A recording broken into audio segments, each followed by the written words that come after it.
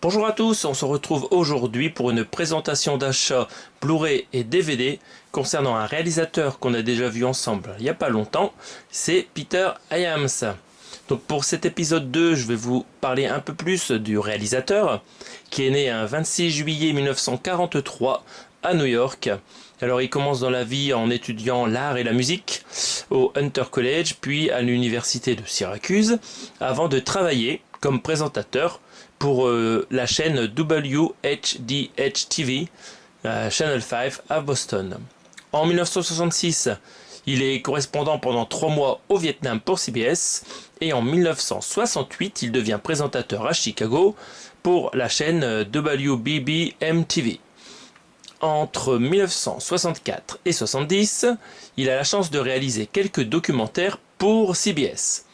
En 70, il se déplace sur Los Angeles car il y a vendu son premier scénario pour un film qu'il a lui-même écrit, c'est T.R. Baskin, qu'il a réussi à vendre à Paramount Pictures, donc qui débauche Herbert Ross pour réaliser le film avec l'acteur James Caan. Bon, ce film-là, il n'est pas très connu et il est dispo uniquement en Blu-ray 4K aux USA depuis 2023.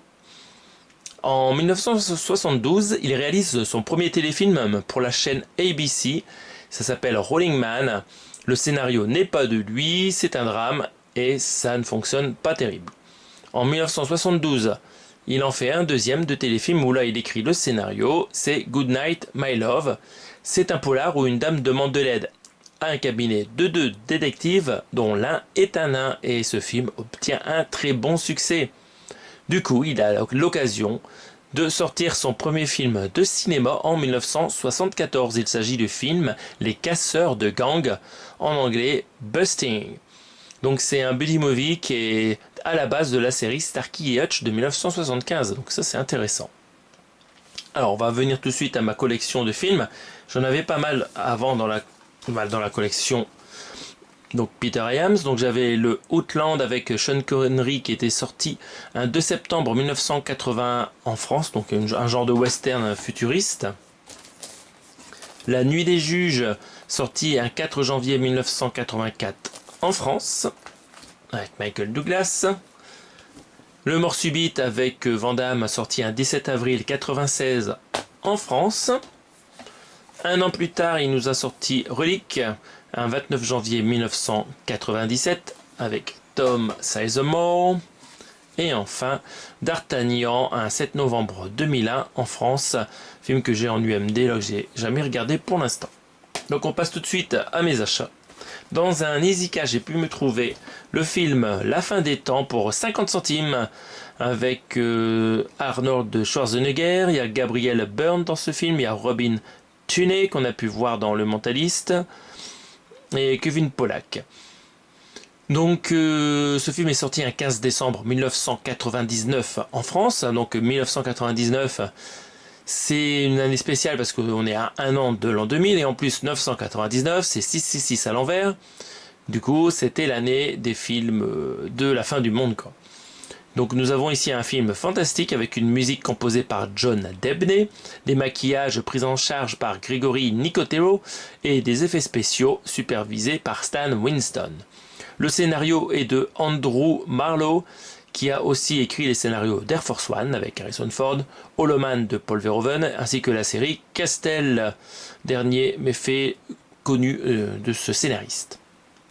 Plusieurs réalisateurs avaient été sollicités pour ce film, comme Guillermo del Toro, Sam Raimi, Marcus Nispel qui a fait un film Massacre à la tronçonneuse, un reboot. Mais sur les conseils de James Cameron, finalement c'est Peter Hyams qui a été engagé. On va regarder un peu à quoi ressemble ce DVD. Donc à l'avant nous avons juste la grande star du film, Arnold Schwarzenegger en avant, avec derrière on voit des foules et des embrasements. Donc on a l'impression que c'est la planète qui se rebelle. 3 jours avant l'apocalypse, c'est écrit ici, soyez prêts. On a un petit logo DTS, parce qu'à l'époque c'était incroyable d'avoir un son de qualité en DTS sur les DVD. C'est une édition Metropolitan et 7.7. Sur la tranche on retrouve le titre du film et en médaillon la photo d'Arnold. Et à l'arrière on retrouve un petit peu plus d'acteurs. Arnold à droite, Gabriel Byrne qui joue ici le méchant. Robin Tenay qui joue aussi une gentille, très très mimi. Et on a quelques autres scènes. Ici on voit quelqu'un au plafond, comme ça ressemble un peu à un exorcisme. Et à droite un clochard. C'est juste qu'il y a une ambiance un peu sordide dans ce film. Le film étant français 5.1 DTS ou Dolby Digital et l'anglais seulement en 5.1 Dolby Digital. Alors c'est dommage parce que je n'ai que cette copie. J'aurais préféré que ça soit du DTS en anglais. C'est un DVD neuf pour contenir les 1h57 de film plus tous les bonus qui sont ici. Donc vous avez un commentaire audio du réalisateur sous-titré, autour du film, interview et tournage sous-titré, les effets spéciaux documentaires de 37 minutes sous-titrés, filmographie, le nombre 666, un économiseur d'écran Windows d'époque. Donc voilà, pas mal de choses sur ce DVD, c'est une belle édition. Et à l'intérieur, on retrouve encore une fois des photos intéressantes, un chapitrage, une jolie sérigraphie sur le disque, même s'il y a pas mal de logos. Et à l'arrière ici nous voyons un signe de Satan et une sorte de secte. Donc voilà, ce film a été un peu décrié mais j'ai franchement envie de le revoir prochainement.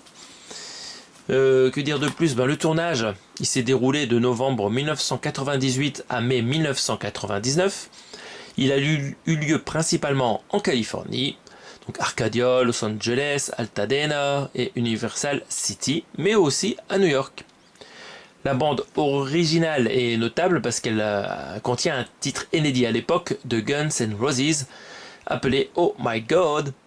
Malheureusement, donc le film déçoit beaucoup les spectateurs à cause de scènes d'action pas terribles et des acteurs pas au meilleur de leurs possibilités. Voilà, ça sera tout à propos de ce film. C'est quand même du Schwarzenegger, donc ça vieillit pas mal. On passe à l'achat suivant.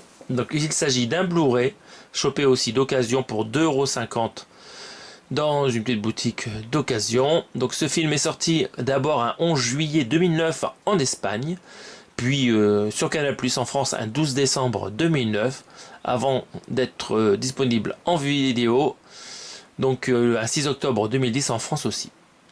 S'il est du genre thriller, le scénario a été signé par Peter Hyams lui-même, mais c'est en fait un remake d'un film de Fritz Lang appelé L'invraisemblable vérité, donc sorti en 1956 sur un scénario de Douglas Moore. C'est ici la deuxième fois que Peter Hyams fait un remake d'un film de la RKO Pictures, et le premier c'était Le Seul Témoin, donc c'était un film de Richard Fletcher à l'époque, film sorti en 1990, celui-là, le deuxième. Donc RKO Pictures, qui a donc après eu des films pendant de nombreuses décennies. La musique donc de ce remake est de David Shire et le tournage a eu lieu en Louisiane, à Shreveport et Benton, ainsi qu'à Winnipeg au Canada, tous des villes que je ne connais pas. C'est le premier film de Peter Hyams qu'il a tourné totalement avec un appareil digital. Donc j'ai hâte de voir la différence par rapport à tout ce que je connais de lui dans ma collection. On va regarder à quoi ressemble cette édition. Donc à l'avant nous avons les acteurs principaux, un très connu Michael Douglas et deux moins connus, donc Jess Metcalfe et Amber Tamblyn. On a une petite accroche ici. Pourquoi un homme s'accuserait-il lui-même de meurtre? Donc présumé coupable. Voilà. Sur la tranche, on retrouve le titre du film et le nom de l'éditeur, qui est un éditeur belge, Méli Médias. Et à l'arrière, donc on retrouve le résumé du film et quelques photos des différents protagonistes. Alors on va lire le résumé parce que ce film est vraiment pas connu. À Shreveport, en Louisiane, Mark Hunter, procureur connu pour sa sévérité et son efficacité, se présente au poste convoité de gouverneur aux prochaines élections. Mais C.J. Nicholas, jeune et ambitieux journaliste qui enquête sur cette personnalité en vue, découvre que le procureur dissimule quelques secrets inavouables. Afin de démasquer Hunter, C.J. se fait passer pour le principal suspect d'un meurtre. Ça, c'est intelligent. Quand il découvre les manœuvres du jeune homme, le procureur s'arrange pour faire disparaître les preuves de son innocence afin qu'il soit vraiment coupable à vie. Donc un pitch vraiment intéressant, mais a priori le film est moins bien que l'original. Donc nous avons de l'anglais et du français en 5.1 DTS HD Master Audio, donc ici on a de la qualité en termes de son et le sous-titrage français. Et le film fait 1h45. droit locatif inclus. Donc voilà, jolie petite édition belge pour ce film peu connu. Et nous avons une petite série graphique qui nous reprend Le prisonnier volontaire.